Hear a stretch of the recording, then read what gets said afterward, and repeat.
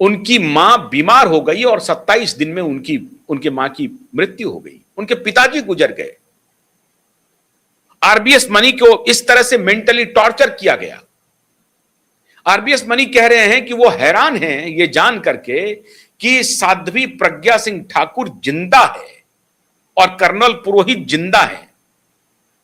ये बोले कि मैं सोच सोच करके, देख देख करके हैरान हो जाता हूं कि ये सभी जिंदा हैं क्या। क्यों? क्योंकि 24 घंटे मतलब 24 घंटे लगातार एक जाए दूसरा आए, एक जाए दूसरा आए, एक जाए दूसरा आए। आइस की, बर्फ की सिल्ली पे लिटा करके, बिठा करके, पॉर्न मूवी दिखा करके प्रज्ञा सिंह ठाकुर को, पॉर्न मूवी, इतिहास में आज तक ऐसा कभी नहीं हुआ। इस तरह का टॉर्चर अकल्पनीय है। और इस पार्टी के स्पोक्स पर्सन बोल रहे हैं, बेशर्मी की पराकाष्ठा कर रहे हैं। शर्म आनी चाहिए उनको। और मैं फिर कह रहा हूं, इस पार्टी के साथ खड़े होने वाले लोगों को भी आत्मचिंतन करना चाहिए कि किस प्रकार के ये सत्ता चला रहे थे, किस तरह की पार्टी थी ये। कोई बोलने वाला था क्या? इस तरह का टॉर्चर करेंगे आप, फैब्रिकेटेड केस।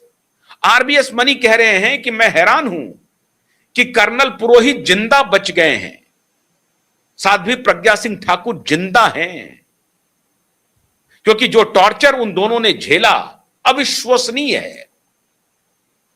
24 घंटे तक पिटाई होती थी, 24 के यातना की सारी मर्यादा, सारी पराकाष्ठा पार कर गया कांग्रेस की सरकार के नेता श्रीमान दिग्विजय सिंह और चिदंबरम भोग कर जाना पड़ेगा आपको। इसी कालखंड में भोगेंगे आप परेशान मत होइए, आपको भोगना पड़ेगा, चिंता मत कीजिए। अभी तो अय्यासी चल रही है, लेकिन आपको भोगना पड़ेगा।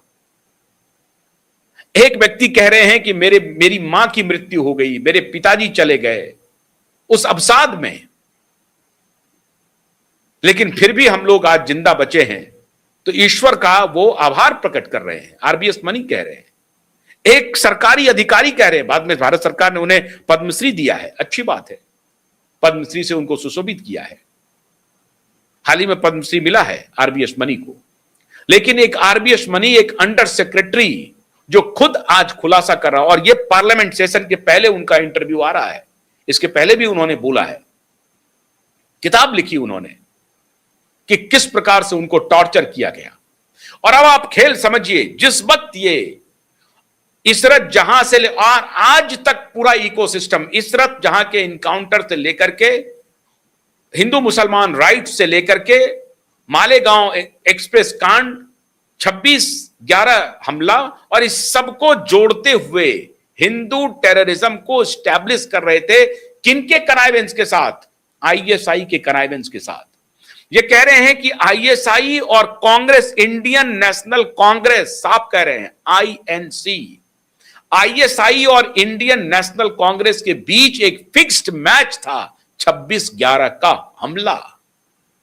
आज भारतीय जनता पार्टी के स्पोक्स पर्सन उस पर आकर के अपना बयान दे रहे हैं, वो अलग विषय है।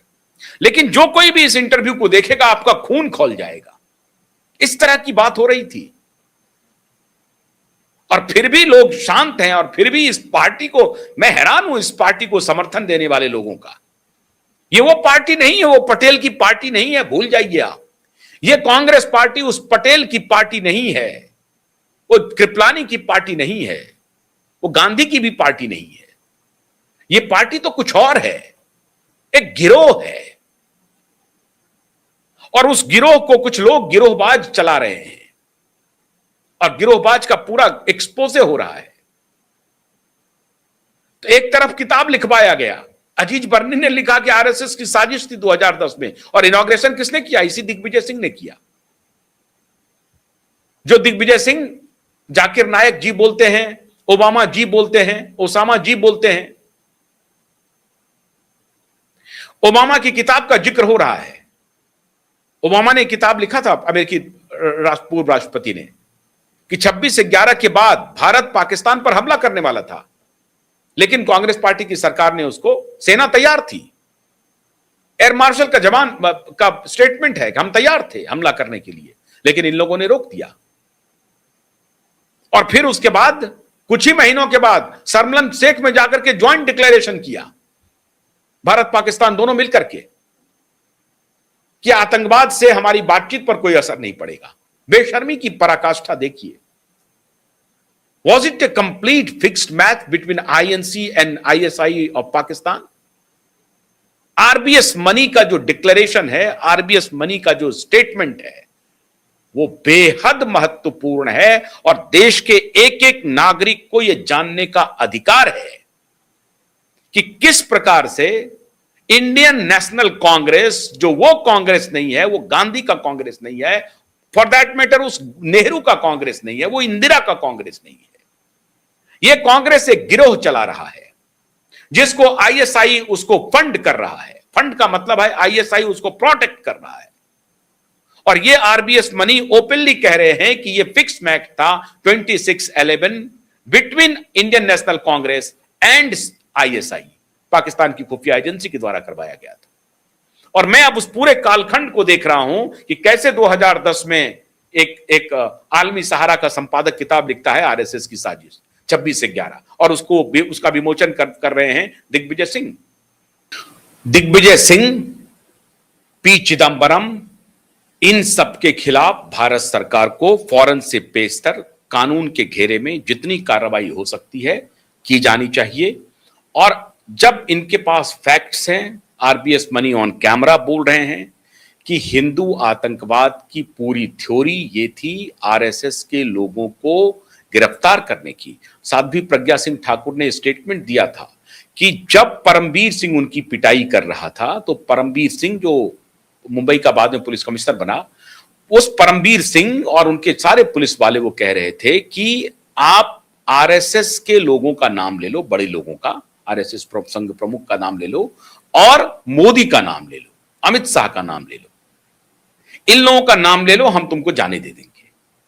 लेकिन प्रज्ञा सिंह ठाकुर ने नाम नहीं लिया और न ही संघ का नाम लिया, क्योंकि वो सत्य नहीं था, असत्य था। ये सब आपने टेलीविजन पर पहले देखा होगा, प्रज्ञा सिंह ठाकुर का इंटरव्यू देखा होगा। मेरी भी कई बार प्रज्ञा सिंह ठाकुर से व्यक्तिगत बात हुई है और ये सब बात उन्होंने बताई है, कैमरे पर बताई है। लेकिन अब जब आरबीएस मनी का ये इंटरव्यू आया है और पार्लियामेंट सत्र शुरू हो रहा है, हम उम्मीद करते हैं कि भारत सरकार इस पार्लियामेंट सेशन में हिंदू आतंकवाद के मुद्दे पर जो नैरेटिव जो चलाया इन लोगों ने, एक इकोसिस्टम ने, उनको ढूंढ ढूंढ के उनके खिलाफ सख्त से सख्त कार्रवाई करे और उनके खिलाफ कानूनी कदम उठाए। ये खाली लिप सर्विस से नहीं होगा। और अगर आप ऐसा नहीं करते हैं, इसका मतलब यह माना जाएगा कि आप वोट के लिए सारा काम कर रहे हैं, आप जानबूझ करके इस नैरेटिव को चलाते हैं ताकि आपको वोट मिल जाए। यह मामला वोट का नहीं है, वोट के आगे का है। आपको अगर वोट बैंक की राजनीति करनी है खुद भी, तो करिए आप। मैं मोदी जी और शाह जी को भी कह रहा हूं कि आप अगर वोट बैंक की राजनीति करना चाहते हो, करते। आपके और कांग्रेस के बीच में अगर कोई फिक्स मैच है तो फिर रहने दीजिए। लेकिन जिस सनातन को, जिस हिंदू संस्कृति को बदनाम करने की इतनी बड़ी सुपारी दी गई थी और आईएसआई के साथ मिलकर के यह करामात चल रहा था, आप उनके खिलाफ कोई कार्रवाई नहीं कर रहे हैं। उनको ढूंढिए, उनके सारे हैंडल्स को ढूंढिए, उस दौरान कहां कहां उनकी बातचीत हो रही थी, सबका पता लगाइए। दूध का दूध, पानी का पानी हो जाएगा। लेकिन नहीं, आप नहीं करेंगे। आपको लगता है कि ये तो हमारे लिए बोनांजा है, ये बोलते रहें, बस इनको दिखा दिखा करके हम वोट लेते रहें। अगर ये तैयारी है तो फिर आपको मुबारक हो, और अगर ये नहीं है तो आप इन लोगों के खिलाफ कार्रवाई कीजिए। बहुत बहुत शुक्रिया, नमस्कार।